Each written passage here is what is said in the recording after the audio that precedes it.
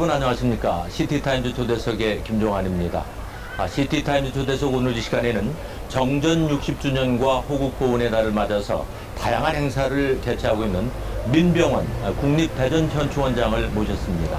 원장님 안녕하십니까. 네, 안녕하십니까. 네, 호국보훈의 달 맞아서 상당히 바쁘시고 또 호국보훈의 달을 맞으면은 다른 사람보다는 원장님 나름대로 많은 소감이 남다르리라고 믿습니다. 먼저 소감부터 한 말씀 해주시죠. 예, 6월 호국보훈의 달은 6월 6일 현충이라고 또 6.25 전쟁, 또 제 연평해전 등 많은 행사 또 사건이 있던 달입니다.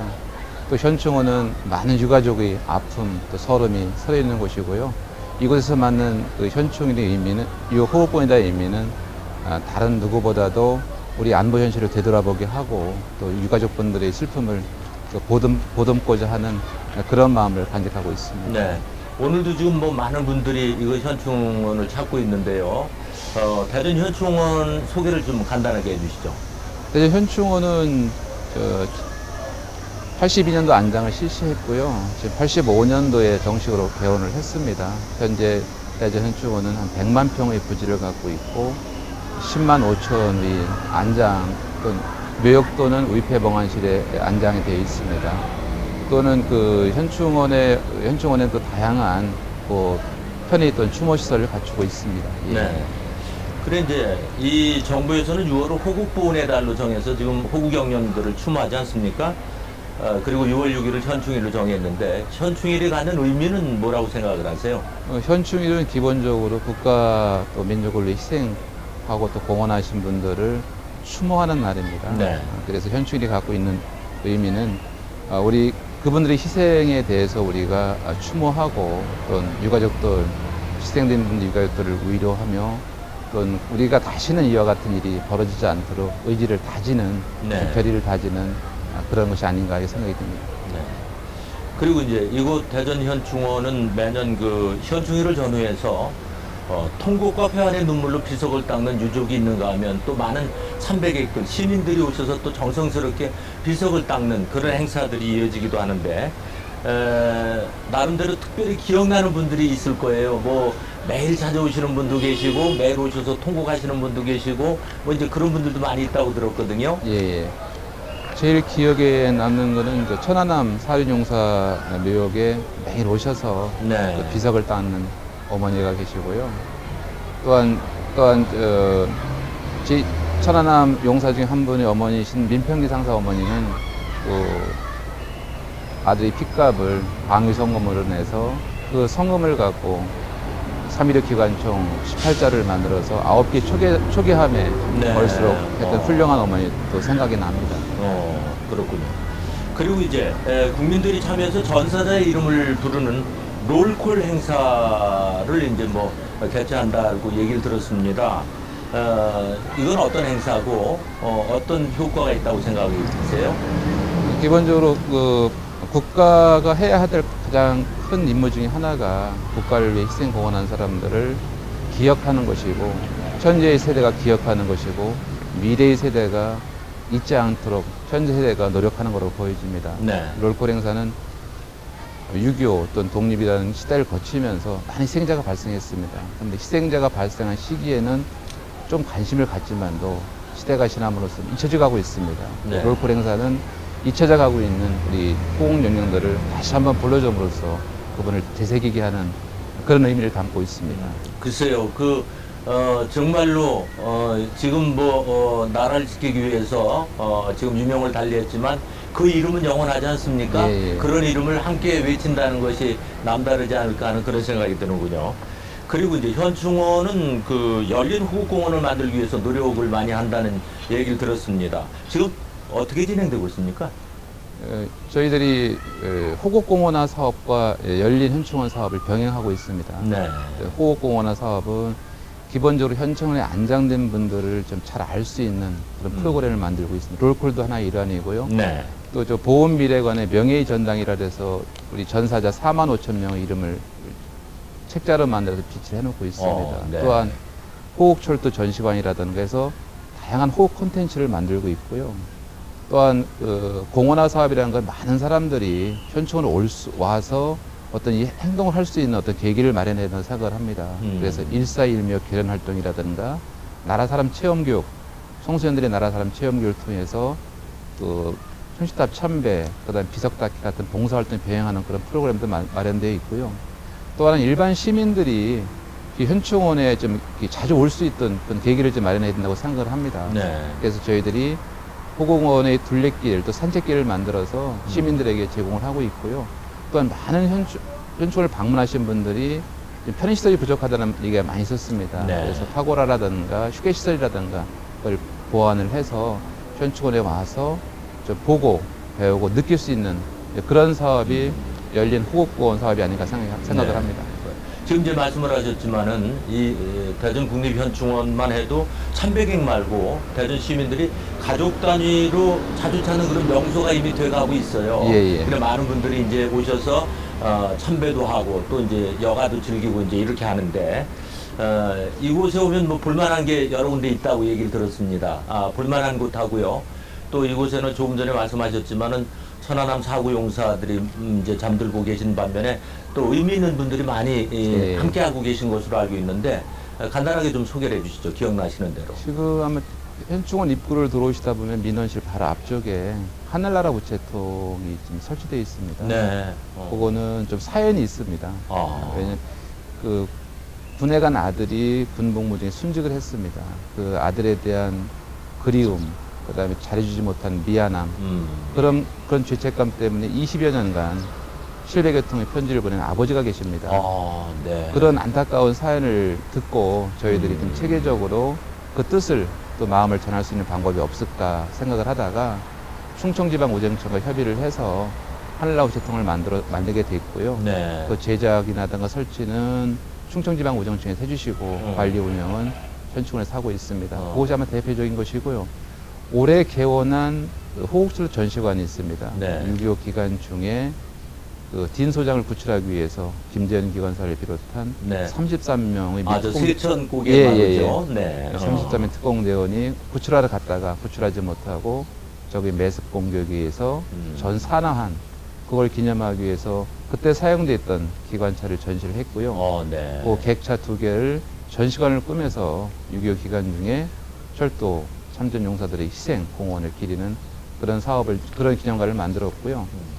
또한 우리 현충원에는 지금 그 천안함 사령용사 묘역과 네. 또 제2연평해전 묘역, 그다음에 연평 포격 전사자 희생자 묘역을 대표할 그런 묘역들이 아마 대표적으로 아마 여러분들이 가보시고 추모하고 참배할 수 있는 공간이 아닌가 생각이 듭니다. 네. 그 다음에 이제 제가 한번 지금 방송하기 전에 한 바퀴 돌아보니까 저쪽에 그 분수대 쪽에 보면 우리나라 지도 형태의 그런 연못 같은 게 있더라고요. 그 주변에 또 뭐 어린아이에서부터 이렇게 부모님들과 같이 즐기는 그런 모습도 볼 수 있고. 현충원에는 추모나 참배의 공간도 있어야겠고요. 네. 또 여러분들이 와서 좀 쉬시고 즐길 수 있는 공간도 필요하다고 봅니다. 네. 그 대표적인 게 지금 한반도 모형을 본따서 만든 현충지입니다. 그 한반도 모형을 본따서 만들었고요. 네. 그래서 많은 학생들이 와서 사진도 찍고 또 특히 졸업 앨범 사진을 많이 찍습니다. 그렇군요. 또 그 주변은 저희들이 야생화 공원을 만들어서 네. 유채꽃이라든가 코스모스라든가 장미꽃을 심어서 지역 주민들이 와서 즐겨볼 수 있는 그런 공간으로 만들어 놨습니다. 네. 그러니까 이제 부모들이 아이들 손잡고 와서 호구경영들께 참배를 하면서 예. 현충원의 의미를 전달해주고 그 다음에 또 이제 그런 한반도지 한반도 모형. 네, 그쪽에서 이제 식사와 더불어서 또 즐길 수 있다 하는 것은 일석이조가 아닐까 하는 그런 생각이 드는군요. 그리고 이제 아무래도 현충원의 첫째 임무하면 안장을 지원하는 거 아니겠습니까? 맞습니다. 그런데 이제 이 안장을 하실 분들은 많아지는데 묘역 전체가 자꾸 협소해서 자꾸 이제 넓혀 나가는 그런 사업을 하시는데 대전현충원도 지난 4월인가 묘역 확장 사업을 한 것으로 알고 있습니다. 이 안장 현황하고요, 묘역 부지에 대해 앞으로 문제점 같은 건 없겠습니까? 지금 저희도 현충원에 아까 말씀드렸듯이 묘역에 한 6만 5천여가 안장되어 있고요. 네. 위패봉환실에 6.25 때 전사하셔서 시신을 찾지 못한 분들의 이름으로 4만 1천여가 안장되어 있습니다. 네. 특히 6.25 전쟁을 겪으셨거나 또 월남전을 겪으신 우리 참전용사들은 연세가 많으세요. 그래서 네. 매년 많은 분들이 돌아가고 계시고요. 저희들이 평균적으로 한 4,000위 정도가 매년 현충원에서 안장을 하고 있습니다. 현재 조성된 그 묘역은 현재 조성된 묘지 중에 한 18,000위 정도를 추가로 안장할 수 있는 묘역을 갖고 있고요. 네. 그래서 그렇다 하더라도 그 현재의 그 유교나 월남 참종사 수를 고려했을 때 부족하다고 판단이 됩니다. 네.